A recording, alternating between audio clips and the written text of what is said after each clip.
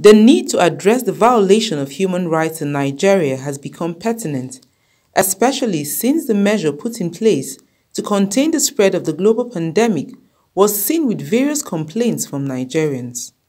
While stressing the need to demand accountability from security agencies, stakeholders both at the national and international level in Abuja say a legislation to strengthen the way and manner security agencies enforce the laws is underway.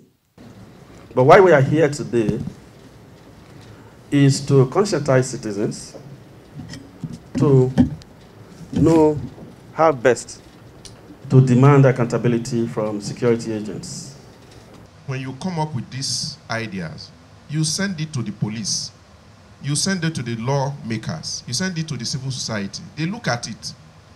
Because if you're looking at yourself in the mirror, you will only see what you want to see. When another person is looking at you, he sees you from his perspective. And when you take the perspectives of other people and then do a self-re-examination, you begin to understand yourself a lot more better than you thought you were. We know the implications and the protocols around public officers making statements, and we appreciate it.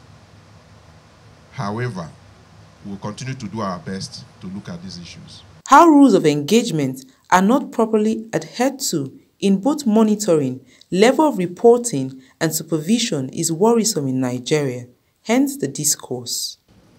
Pandemic policing fundamentally challenged traditional approaches to security sector delivery. Worryingly also, the police especially were seen that first phase of the lockdown. We are seen without protective gears, face masks, enforcing the lockdown directive. This brings to the question, who was policing the police? The ease of lockdown was welcomed by all as countries began to open up. However, what has remained sufficiently unaddressed is, in Nigeria especially, are the human rights violations experienced during the lockdown. It's always good to look at both sides of the divide.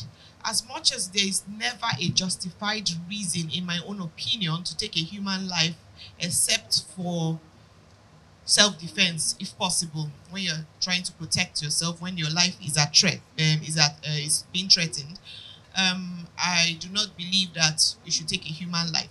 So I would want to think that no right-thinking security officer would just be moving on the way and just see someone moving and just kill the person without any reason. I think that's tantamount to madness. Meanwhile, responding to the quest of having more accountability security sector, the need for disruptive reform of the standard operating procedures of security operatives in Nigeria was emphasized. One thing we need to be clear about is that the security sector does not operate in a vacuum. And when it comes to responding to COVID-19, its role should support and enhance a civilian-led interagency response that puts people's health and safety first.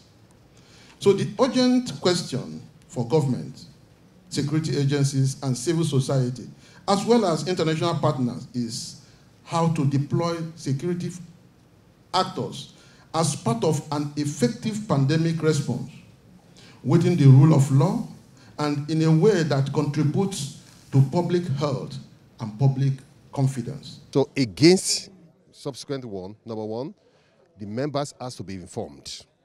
Then the security personnel, there's need for training on what to, not to abuse the human rights, not to violate human rights. So these are the things we are going to work out together. Then in a good synergy with us security personnel agencies and the populace at a go will be a better thing that will make this program or subsequent program better than we have done. Amongst other issues mentioned is the lack of adequate laws to address emergency situations in Nigeria and the culture of reporting security agent infraction to help reduce crime or the violation of human rights. Also, there is a need to be proactive with information and educate both sides of the divide, that is, the security agents and the citizens, to help in synergizing a good working relationship. From Abuja, Mavis Ako, Kaftan TV News.